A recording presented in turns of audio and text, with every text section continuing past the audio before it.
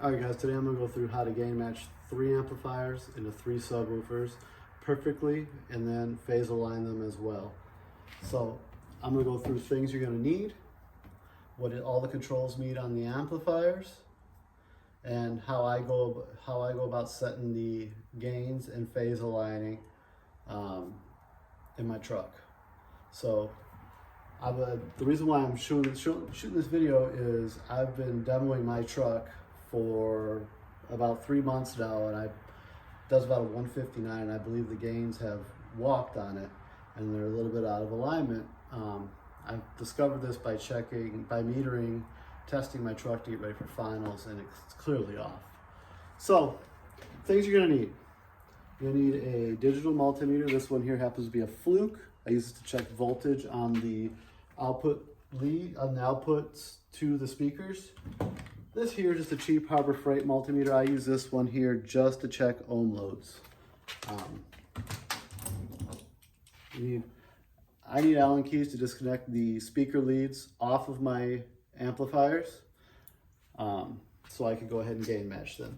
This screwdriver, I really only need the bit off of it. I use this to go ahead and move my adjustments on the phase and the gain, and also the high pass, low pass filters if needed, to get them to their required settings. I use a DD1. You can get this from Down for Sound Shop. I happen to have one. If you don't have one, there's a mathematical equation you could use, which I'll put in the comments below.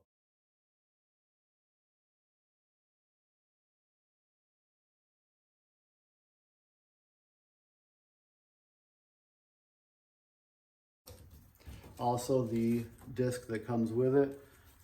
For setting my amps, I usually do it off track 5. I believe track 3 is the daily, just beating down the block setup.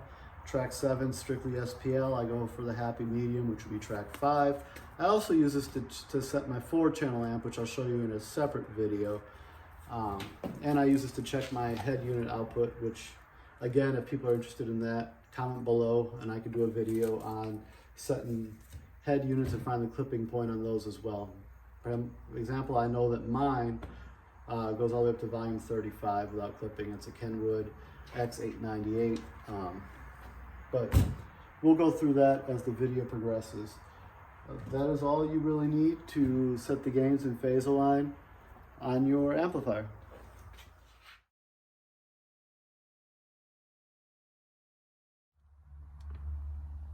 This here is a SCV6K. I'm going to go through the knobs really quick. Obviously you have your input and output. You could daisy chain these if you want.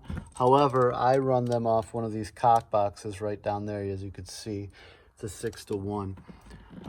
So you have input, output, power protect. This is your gain, obviously 6 volt to 0.2.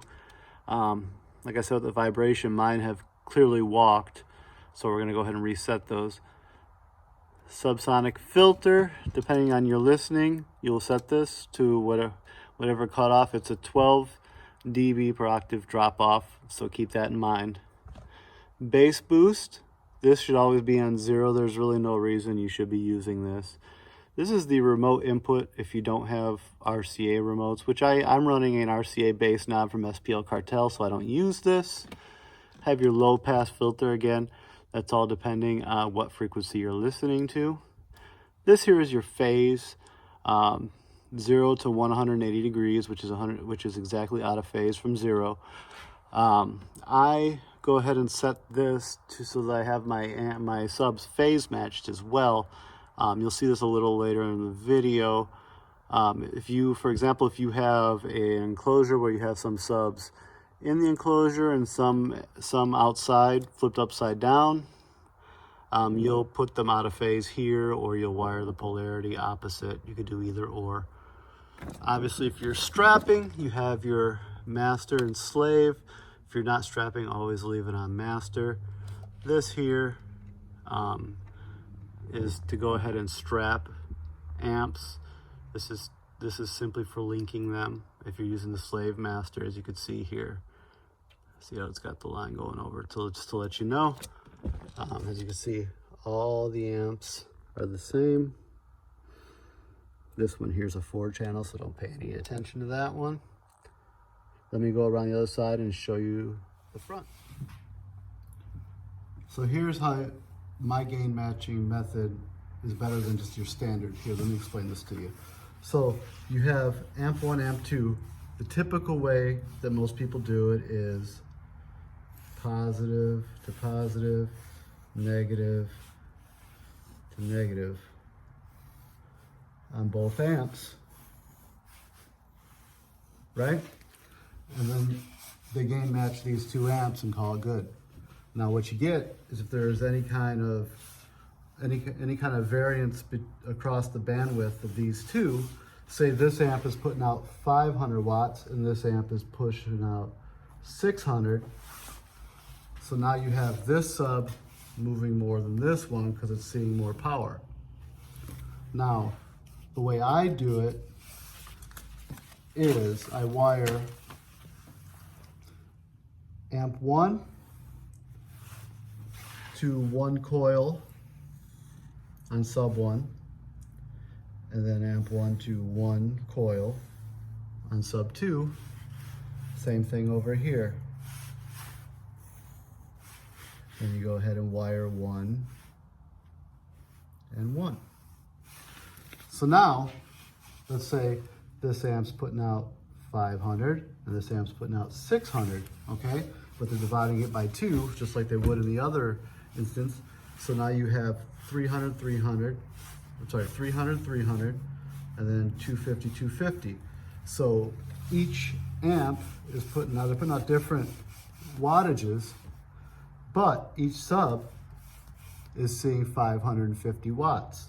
Because if you look at it, so you divide that 500 by 2, you got 250 and 250. So you're seeing 250 here and 250 here, right? This one's seeing 600, so you're seeing 300 and 300. So you got 300 here, 300 here, right? So you go ahead and add these 2 together, and that is how it's seeing 550. Whereas in the other instance, down below, this one would be seeing 500, this one would be seeing 600. So that is why this is the preferred method to gain match.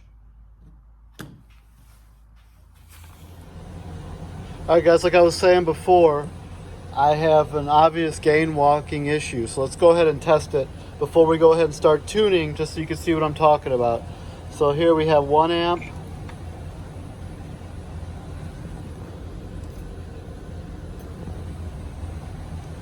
Reading here 73.7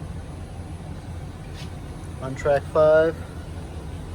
Here we have amp 2.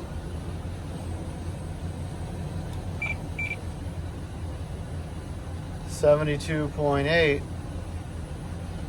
and here we have amp 3, 73.7. Clearly having an issue here. So here, let me go ahead and turn it up so you can kind of see what I'm talking about.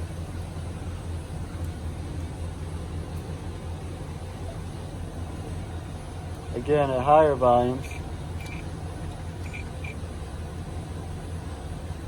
92.7.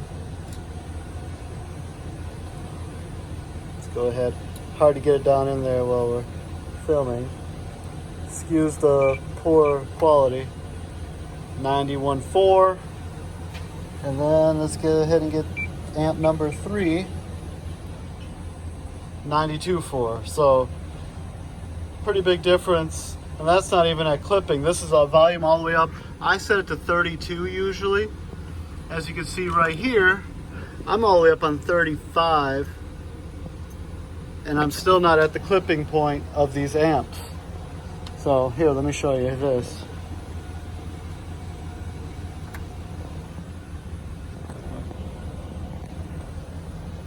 Still not even clipping. So clearly we have an issue. I'm all the way up on volume 35, 3 over my max that I set it to, and I'm still not even clipping. So, yep, clearly a huge issue. All right, guys, so now that the gains have clearly walked, as you see, first I'm gonna go ahead and refine the clipping point. I happen to know it's 92, 93 volts on this amp, but for the sake of the video, I'm gonna go ahead and do it again.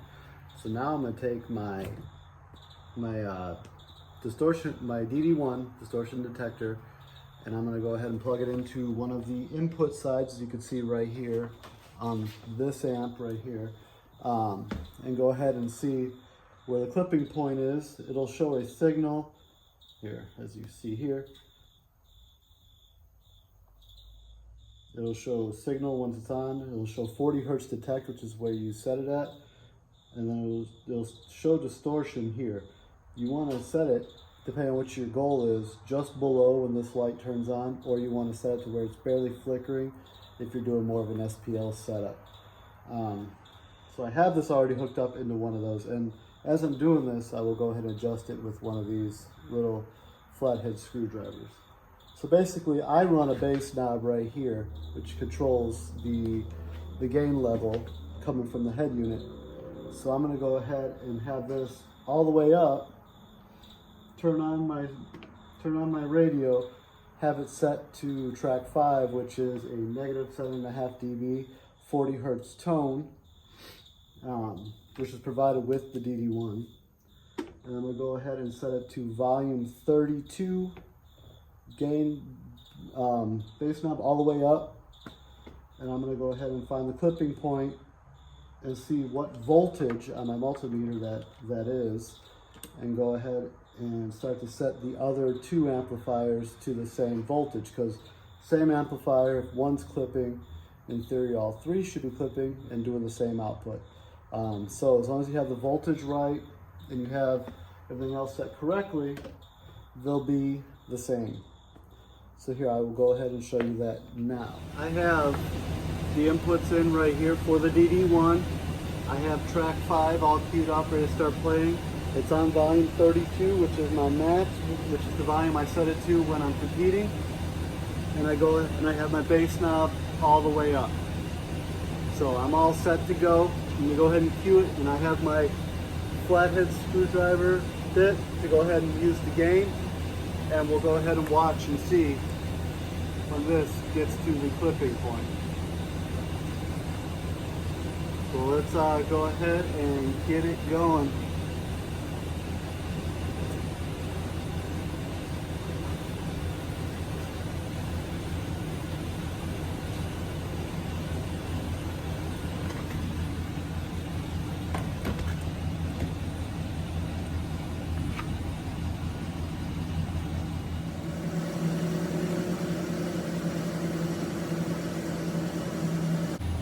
As you could see when I was cycling it right here, you get a little bit of distortion right now. You go ahead and just double check to verify.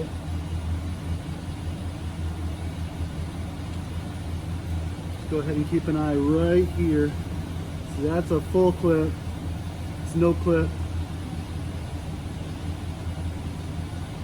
I usually like to set on a really soft clip like you see right there. So that'd be a good place. Now we'll go ahead and use our multimeter to see what kind of output voltage we're getting right now with this soft clip. Let me turn it down just a little bit.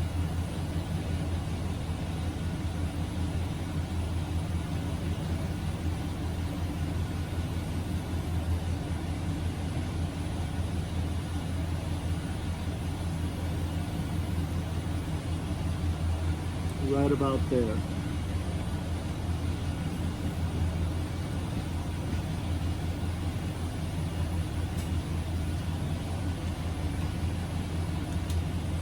Distortion looks to be going good. As you can see, I have no distortion, and I also have all the leads hooked up. All right, so I went ahead and metered all 3 amps, found the clipping point at volume 32, which is where I want to have it set.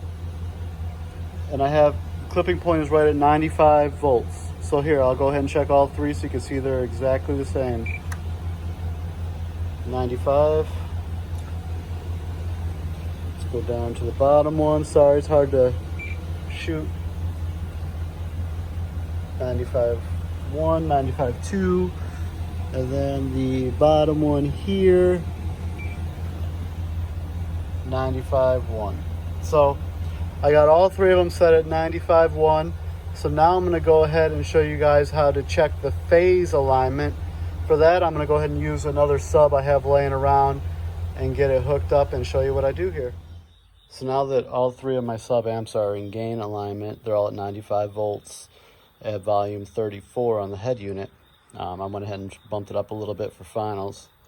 I'm going to go ahead and hook up positive some speaker wire from two of the amps to start. Eventually I'll do a third.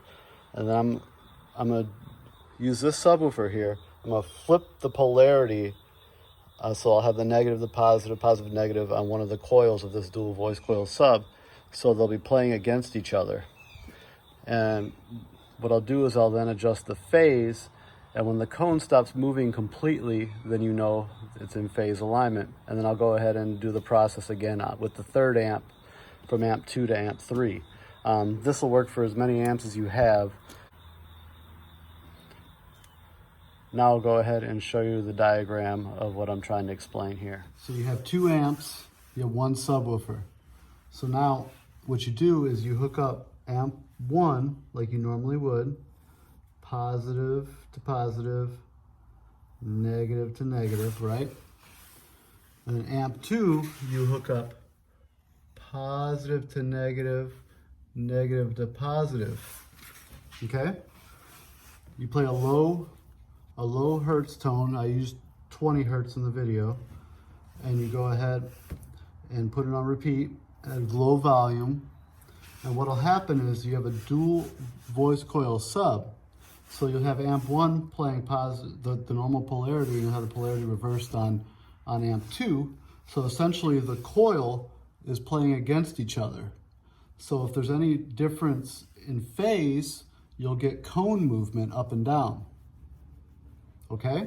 So what you do then is you take your phase off amp 1 or off amp 2, and you go ahead and you adjust it until you have 0 cone movement from this sub. And when you have 0 cone movement, that is when you are phase aligned.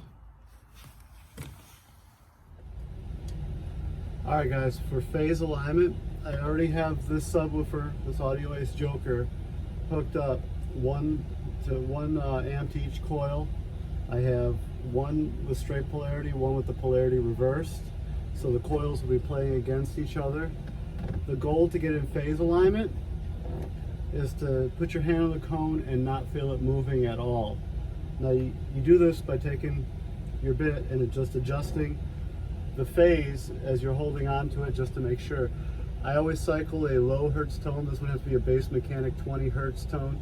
Just put it on repeat on very low volume, because again, you're heating up a coil, it's not moving. You play it at higher volumes, it's gonna blow your subwoofer. It's gonna slinky the coil, just because they're playing against each other. So what I do is I just go ahead, I'll turn it on, cycle a 20 hertz tone, and I'll adjust the phase off amp 1 to amp 2 until the cone is perfectly still. And I'll go ahead and repeat this step for each amp until all three of them are exactly phase aligned. It'll work for an infinite amount of amps, as many as you have. So let me go ahead and get it all queued up.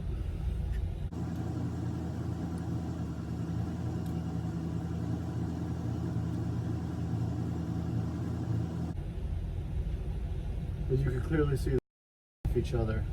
Yep, we're getting a little bit of movement, so I'm going to go ahead and cycle the phase until we get it perfectly aligned. You can feel it getting worse or better as you go. If it's getting better, obviously you're getting closer to phase alignment.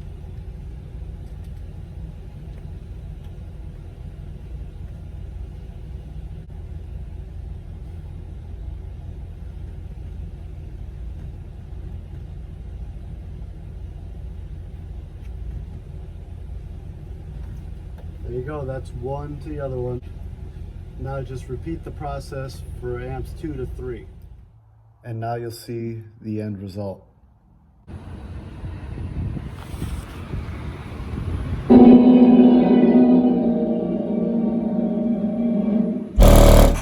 in business, boys. We're back in business. We're back in business, boys. We're back in business. We're back in business, boys. We're back in business. We're back in business, boys. We're back in business. The time comes when a man has got to stop running away and face the time comes when a man has got to stop running away.